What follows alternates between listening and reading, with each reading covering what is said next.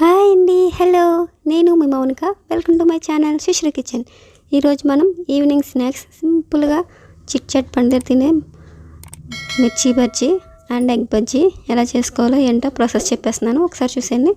శనగపిండి ఒక గిన్నెలో తీసుకొని దాంట్లో చిటికెడు వంట సోడా వేసుకొని అలాగే కొంచెం సాల్ట్ వేసుకొని, చూసారు కదా, వాటర్ తోటి ఎక్కువ వాటర్ వేయకండి, ఫస్ట్ కొంచెం కొంచెం వాటర్ వేసుకొని అదిగోండి మొత్తం పిండి అంతా కూడా చాలా జాగ్రత్తగా మిక్స్ చేసేయండి. అన్నీ కూడా మొత్తం కలిసిపోవాలి. చిటికెడ అంటే చిటికెడ వేయండి వంట సోడా, దానివల్ల ఏంటంటే పొంగుతాయి బజ్జీలు. మనం బయట బండి దగ్గర ఎలా అయితే కొనుక్కొని తింటామో సేమ్ టేస్ట్ అలానే వస్తుందండి. అదిగోండి మిర్చిని ఫస్ట్ అలా కట్ చేసుకొని దాంట్లోకి వాము పొడి మధ్యలోకి వేసేసుకోండి. అదిగోండి మనకి వీడియోలో చూపిస్తాను కదా, ఆ కన్సిస్టెన్సీ వస్తే సరిపోతుందండి బజ్జీలకి, మరీ ఎక్కువ అవసరం లే. ఇప్పుడు మనం కట్ చేసుకున్న మిరపకాయలు ఉన్నాయి కదా, దాన్ని చక్కగా దాంట్లో అలా ముంచేసి వేసేయడమేనండి. అదిగోండి మొత్తం ఆయిల్ మరగపెట్టుకోవడానికి డీప్ ఫ్రై కావాల్సినంత ఆయిల్ వేసేసుకొని అది మరిగిన తర్వాత మాత్రమే బజ్జీలు వేయాలండి. చూసారా ఎంత బాగా తేలుతున్నాయో, మెత్తగా వస్తాయి, చాలా టేస్టీగా వస్తాయి. బయట మనం కొనుక్కునేది ఆయిల్ మళ్ళీ మార్చి అదే ఆయిల్ వేసేస్తారండి, హెల్త్ పాడవడం తప్ప ఏది ఉండదు. సో ఇలా ఇంట్లో చేసుకుంటే మనకి చాలా బాగుంటుంది కదా.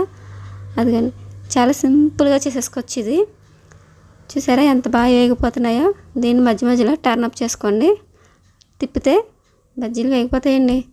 ఈ ఛానల్ కనుక మీకు నచ్చితే లైక్ చేయండి, షేర్ చేయండి, సబ్స్క్రైబ్ చేసుకోవడం మర్చిపోకండి.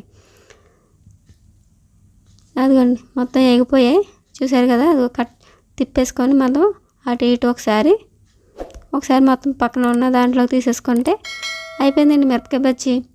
అదిగోండి మొత్తం వేగిపోయింది, దాన్ని తీసేసుకున్నాం. ఇప్పుడు ఎగ్ బజ్జీ 4 గుడ్లు ఉడకపెట్టుకొని ఒక ఎగ్ని 4 పీసెస్ కింద కట్ చేసుకోండి. చూసారు కదా, అదిగోండి మీ ఇష్టం 8 పీసెస్ అన్న కట్ చేసుకోవచ్చు, లేదా 2 పీసెస్ అన్న కట్ చేసుకోవచ్చు.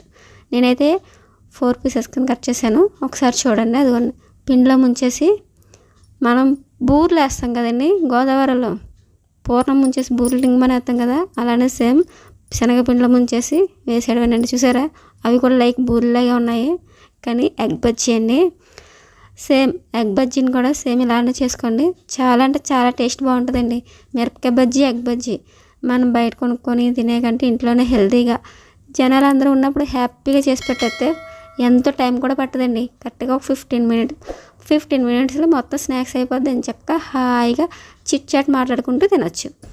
మీకు ఎలా అనిపించిందో నాకు కామెంట్ చేసి చెప్పండి. Thank you for watching.